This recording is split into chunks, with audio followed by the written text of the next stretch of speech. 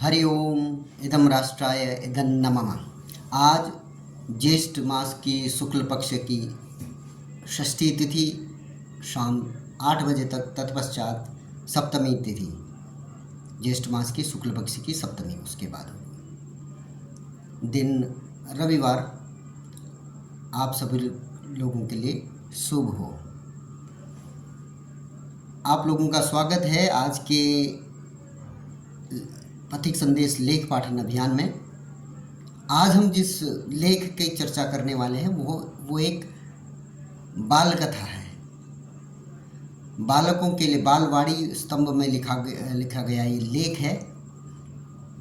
बालकों को प्रेरित करने के लिए जो छोटी छोटी कहानियाँ होती हैं, कहानियों के माध्यम से संस्कार देने का जो कार्य होता है, उस पर अपनी जिम्मेदारी निभाते हुए इस पत्रिका ने इस बार जो बालवाड़ी में कहानी लिखी हुई, आज हम उसका पाठन करेंगे। इससे पहले हम उस लेख पाठन अभियान में आगे बढ़ें, आप लोगों से अनुरोध है कि राष्ट्रवादी पत्रिकाओं और लेख पुस्तकों को पढ़ने के इस अभियान में अपना समर्थन दें। और जो एक दिन एक लेख अभियान हमने शुरू किया हुआ है, इसका हम पाठन करते हैं पथिक संदेश पत्रिका के लेखों का, तो उसमें हमारा समर्थन करने के लिए इस पोस्ट को लाइक करें, इस चैनल को सब्सक्राइब करें और अपने मित्रों में साझा करें। इस अनुरोध के साथ आज का लेख का पाठन हम करेंगे। ईश्वर का दिया हुआ सब कुछ अमूल्य है। ये एक बोध कथा है, छोटी सी कथा। कहानी में लिखा हुआ है बालकों को प्रेरित करने के लिए ऐसी कथा कहानियाँ हमारे संस्कृति का हिस्सा रहा है पुराने समय से। बस उसी को पुनर्जीवित करने का अभियान ये पत्रिका कर रही है। अन्य, जैसे हमने पहले भी चर्चा की थी कि अन्य कई विषयों को छूता हुआ ये एक जो बालकों का विषय भी है। कई ऐसे सब्सक्राइबर हैं जिनसे हम मिलते हैं, तो वो बाल सब्सक्राइबर होते हैं, बालक होते हैं। जैसे ही उनको महीने में पहुंचाते हैं उनकी पत्रिका, तो वो कहते हैं कि वो सबसे पहले वही कहानियाँ पढ़ते हैं। ये बहुत अच्छी बात है। तो कहानी है, एक राजा था जिसे शिल्प कला में अत्यंत रुचि थी। वह मूर्तियों की खोज में देश परदेश जाया करते और वहाँ से मूर्तियाँ लाते। इस प्रकार राजा ने कई मूर्तियाँ राजमहल में सजाई हुई थी। सभी मूर्तियों में उन्हें 3 मूर्तियाँ जान से भी ज़्यादा प्यारी थीं। सभी को पता था कि राजा को उनसे अत्यंत लगाव है। एक दिन जब एक सेवक इन मूर्तियों की सफाई कर रहा था, तब गलती से उसके हाथों में से उसमें एक मूर्ति टूट गई। जब राजा को यह बात पता चली तो उन्हें बहुत क्रोध आया और उन्होंने उस सेवक के लिए तुरंत मृत्यु दंड का फरमान जारी कर दिया। सजा सुनने के बाद सेवक ने तुरंत अन्य 2 मूर्तियां को भी तोड़ दिया। जब यह देखकर सभी को आश्चर्य हुआ। राजा ने उस सेवक से इसका कारण पूछा, तो उस सेवक ने कहा, महाराज क्षमा कीजिएगा, ये मूर्तियाँ मिट्टी की बनी हैं, अत्यंत नाजुक हैं, अमरता का वरदान लेकर आई नहीं हैं, आज नहीं तो कल टूट ही जाएंगी। मेरे जैसे किसी प्राणी से ही टूटती और उसे भी अकारण ही मृत्युदंड मिलता। मुझे तो मृत्युदंड मिल ही चुका है, इसलिए मैंने ही इन 2 अन्य मूर्तियों को तोड़कर उन 2 व्यक्तियों की जान बचा ली। यह सुनकर राजा की आंखें खुल गई। उन्हें अपनी गलती का एहसास हुआ और उन्होंने सेवक को सज़ा से मुक्त कर दिया।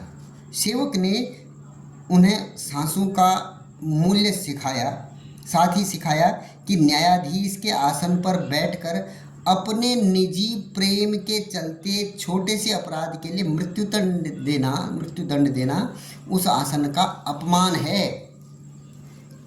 राजा को समझ में आ गया कि उनसे कई गुना अच्छा तो वह सेवक था जिसने मृत्यु के इतने समीप होते हुए भी परहित की बात सोची। राजा ने सेवक से पूछा, अकारण मृत्यु को सामने पाकर भी तुमने ईश्वर को नहीं कोसा। तुम निडर रहे। इस संशय, समभाव और दूरदृष्टि के गुणों के वहन की युक्ति क्या है? सेवक ने बताया, राजमहल में काम करने से पहले मैं एक अमीर सेठ के यहाँ नौकर था। मेरा सेठ मुझसे तो बहुत खुश था, लेकिन जब भी कोई कटु अनुभव होता तो वह ईश्वर को बहुत गालियाँ देता था। एक दिन सेठ ककड़ी खा रहा था। संयोग से वह ककड़ी कड़वी थी। सेठ ने वह ककड़ी मुझे दे दी। मैंने उसे बड़े चाव से खाया, जैसे वह बहुत स्वादिष्ट है। सेठ ने पूछा, ककड़ी तो बहुत कड़वी थी, भला तुमने कैसे खा ली? तो मैंने कहा, सेठ जी, आप मेरे मालिक हैं, रोज ही स्वादिष्ट भोजन देते हैं। अगर एक दिन कुछ कड़वा दे भी दिया तो उसे स्वीकार करने में क्या हर्ज है?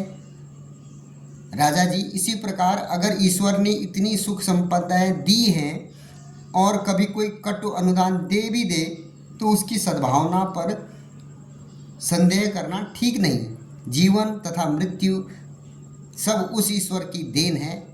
उसकी भेंट को स्वीकार करते हुए भी अगर परहित की बात सोचें तो मानव जीवन सार्थक होगा।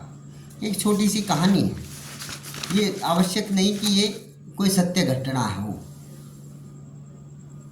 समाज में जो नए उम्र के बालक होते हैं उनको प्रेरित करने के लिए, उनके प्रबोधन के लिए ऐसी कहानियाँ बड़े प्रबुद्ध जन लिखते थे। और कई बार ऐसी कहानियाँ हमारे प्रत्यक्ष में घटती हैं और वो उस कहानी को हम सुना के उसको अमर बना देते हैं। क्यों? क्योंकि वह कहानी प्रेरणा देती है। यहाँ पर कितनी बड़ी बात है कि अपने ऊपर तो संकट आया है, उस संकट का कई बार ये होता है कि सोचना भी बंद हो जाता है, परंतु उस संकट के समय भी मनुष्य स्थिर मन से सोचते हुए परहित की बात सोच पा रहा है। ये कितना बड़ा उसका मानसिक जो है प्रबोधन रहा होगा।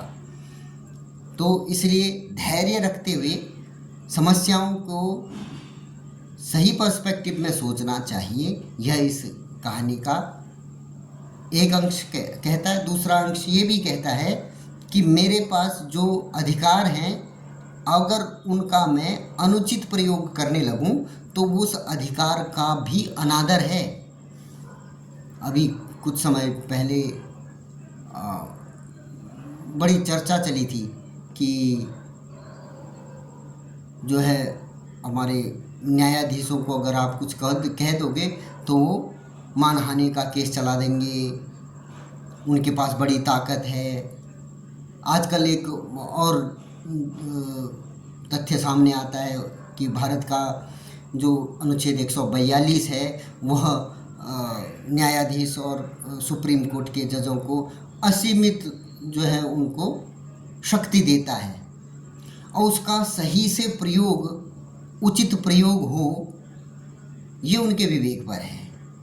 तो यदि वो अपने किसी स्वार्थ की सिद्धि नहीं हो पाई, उसके लिए उसका प्रयोग करके किसी निर्दोष को दंड दें, तो यह न केवल उस न्याय का अपमान है, अनुचित है, बल्कि उस कुर्सी में जिसमें वो सुशोभित हैं उसका भी अपमान है। मेरा ऐसा कोई मंतव्य नहीं है कि हमारे न्याय प्रणाली गंदी है या ऐसा कुछ कहने का मंतव्य नहीं, क्योंकि यह हमारा जो अभी का तंत्र है वो प्रजातंत्र है जिसमें न्यायपालिका न्यायाधीश का काम करती है। जिस कहानी की हमने बात की थी वो कहानी थी एक राजा की, जहाँ राजतंत्र में राजा ही सर्वोच्च जो है न्यायाधीश रहता था। तो उस न्यायाधीश ने सभी बातों का ध्यान में रख के सभी बातों को सही से समझ के निर्णय देना चाहिए। यह इसकी दूसरी शिक्षा थी। ऐसे ही किसी और प्रेरणादायी लेख के साथ पुनः आप लोगों के सम्मुख उपस्थित होंगे। तब तक के लिए धन्यवाद। जय जय श्री राम।